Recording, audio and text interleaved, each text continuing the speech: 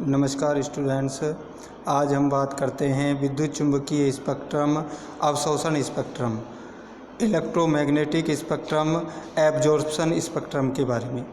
हम सभी जानते हैं कि प्रारंभ में यौगिकों की संरचना ज्ञात करने के लिए विभिन्न भौतिक और रासायनिक विधियां जैसे प्रस्थ-तनाव, द्विध्रुव आघूर्ण आदि का उपयोग किया जाता था, लेकिन इनसे प्राप्त परिणाम और संरचना संबंधी जानकारी पूर्ण नहीं होती थी। वर्तमान में कार्बनिक यौगिकों की संरचना ज्ञात करने के लिए स्पेक्ट्रोस्कोपी विधि का उपयोग किया जाता है, जिसमें यौगिक का स्पेक्ट्रम प्राप्त किया जाता है। अब हम बात करते हैं कि स्पेक्ट्रम क्या होता है।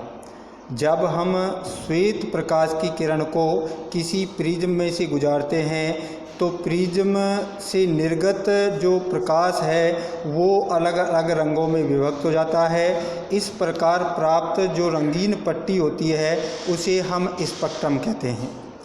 अब हम बात करते हैं स्पेक्ट्रोस्कोपी के बारे में। किसी अज्ञात संरचना वाले यौगिक का स्पेक्ट्रम प्राप्त करना और उस स्पेक्ट्रम का विश्लेषण करके उस यौगिक की संरचना ज्ञात करने का जो विज्ञान है उसे हम स्पेक्ट्रोस्कोपी कहते हैं, और स्पेक्ट्रम का जो बहुवचन होता है उसे स्पेक्ट्रा कहते हैं। अब हम बात करते हैं विद्युत चुंबकीय विकिरण क्या होते हैं और इनकी विशेषताएं क्या होती है।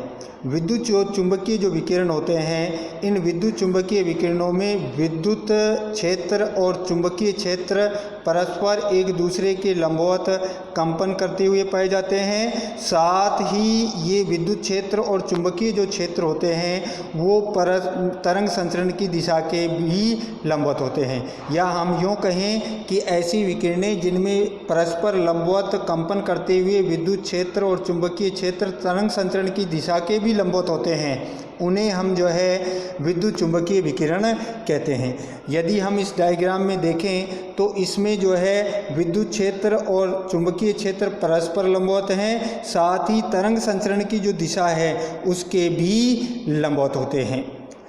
ये जो प्रकाश होता है वो विद्युत चुंबकीय विकिरणों से मिलकर के बना होता है। प्रकाश की जो प्रकृति होती है वो द्वैत प्रकृति होती है, और इस प्रकाश की प्रकृति के संदर्भ में सर्वप्रथम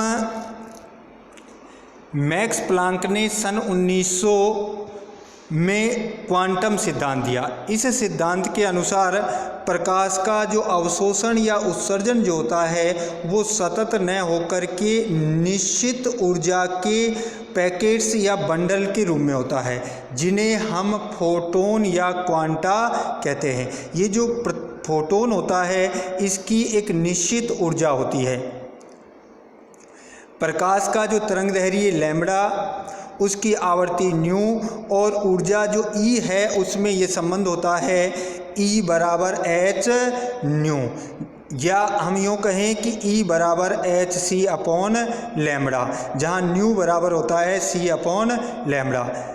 एच प्लांक कांस्टेंट है जिसका मान 6.62 गुणा 10 की पावर -31 जूल सेकंड होता है, जबकि सी प्रकाश का वेग है जिसका मान 3 × 10 की पावर 8 मीटर प्रति सेकंड होता है। विद्युत चुंबकीय जो विकिरणें होती हैं, इन विकिरणों भिन्न भिन्न विकिरणों का तरंगदैर्घ्य भी भिन्न भिन्न होता है, और यदि तरंगदैर्घ्य भिन्न है तो उनकी ऊर्जा भी भिन्न भिन्न होती है। इन विकिरणों के तरंगदैर्घ्यों के अनुसार यदि हम इनको क्रमबद्ध व्यवस्था में विन्यासित करें तो उसे हम विद्युत चुंबकीय स्पेक्ट्रम कहते हैं।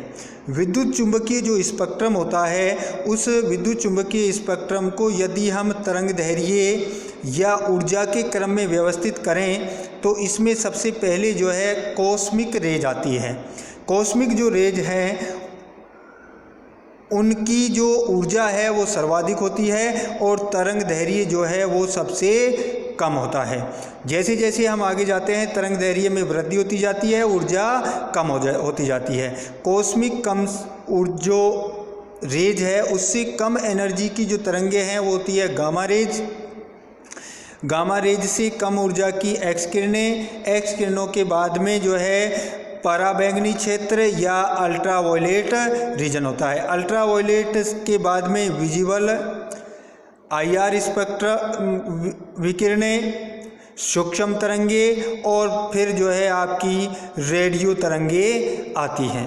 जो दृश्य जो प्रकाश होता है वो 7 रंगों से मिलकर होता है, जिसमें सबसे अधिक ऊर्जा का वॉयलेट कलर बैंगनी रंग और सबसे कम ऊर्जा का लाल रंग होता है।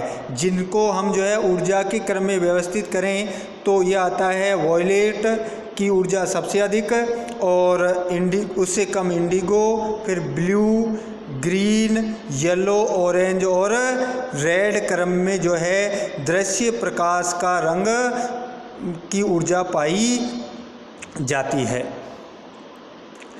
विद्युत चुंबकीय जो स्पेक्ट्रम है का प्रत्येक जो क्षेत्र है वो अणु और परमाणु की संरचना ज्ञात करने के लिए प्रयुक्त किया जाता है। अलग अलग प्रकार का जो क्षेत्र है या अलग अलग प्रकार की जो किरणें हैं उनका अलग अलग जो है उपयोग होता है, अलग अलग क्षेत्र में उनका प्रयोग किया जाता है। अंतरिक्ष जो किरणें हैं इनका उपयोग गैसों के आयनन में किया जाता है। गैसों का जब आयनीकरण किया जाता है तो उसमें जो है कॉस्मिक रेज जो है वो काम में ली जाती है।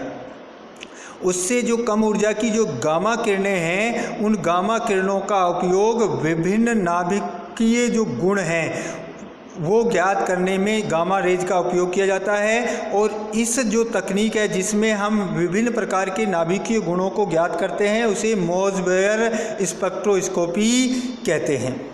अगली जो प्रकार की जो किरणें हैं वो हैं आपकी एक्स किरणें। और एक्स किरणों का उपयोग किसी भी अणु में आंतरिक कोषों में इलेक्ट्रॉनिक जो संक्रमण होता है, भीतर के जो कोष हैं उनमें इलेक्ट्रॉनों का जो ट्रांजिशन होता है उस ट्रांजिशन का अध्ययन करने के लिए एक्स किरणों का उपयोग किया जाता है। और इस तकनीक को हम नाम देते हैं एक्स किरण क्रिस्टलिकी। एक्स किरणों के बाद में जो है पराबैंगनी और दृश्य जो विकिरण है इससे अणु के बाह्य कोश में जो इलेक्ट्रॉनिक संक्रमण होते हैं, इलेक्ट्रॉनिक जो ऊर्जा स्तर है उन ऊर्जा स्तरों के मध्य इलेक्ट्रॉनों का जो संक्रमण है उसका अध्ययन जो है UV एवं विजिबल स्पेक्ट्रोस्कोपी में किया जाता है। ये जो तकनीक है इसके द्वारा यौगिक में असंतृप्तता और संयुग्मन की जानकारी प्राप्त होती है। अवरक्त जो किरणें हैं उन अवरक्त किरणों का उपयोग अणु के कंपन और घूर्णन संक्रमण में किया जाता है और इस तकनीक को हम IR स्पेक्ट्रोस्कोपी कहते हैं। IR स्पेक्ट्रोस्कोपी के द्वारा यौगिक के क्रियात्मक समूह का पता लगाया जाता है। सूक्ष्म तरंगों का उपयोग इलेक्ट्रॉन स्पिन संक्रमण तथा घूर्णन उत्तेजना में किया जाता है और जिसे हम ESR स्पेक्ट्रोस्कोपी कहते हैं। इस तकनीक का उपयोग अभिक्रिया में उत्पन्न जो मुक्त मूलक है उनकी पहचान और परिमापन में किया जाता है। इसके बाद में और अंतिम है आपकी रेडियो तरंगे। ये जो रेडियो तरंगे होती हैं इनका उपयोग नाभिक स्पन जो संक्रमण है उसमें किया जाता है और इस स्पेक्ट्रोस्कोपी को हम NMR स्पेक्ट्रोस्कोपी कहते हैं। तो विद्यार्थियों आज हमने जो है विद्युत चुंबकीय विकिरणों के लिए स्पेक्ट्रम क्या होता है, स्पेक्ट्रोस्कोपी से क्या होती है, इसके अलावा विद्युत चुंबकीय स्पेक्ट्रम और इसके विभिन्न क्षेत्र और उनके उपयोगों के बारे में अध्ययन किया है। और आगे हम बात करेंगे स्पेक्ट्रम के प्रकार की। धन्यवाद।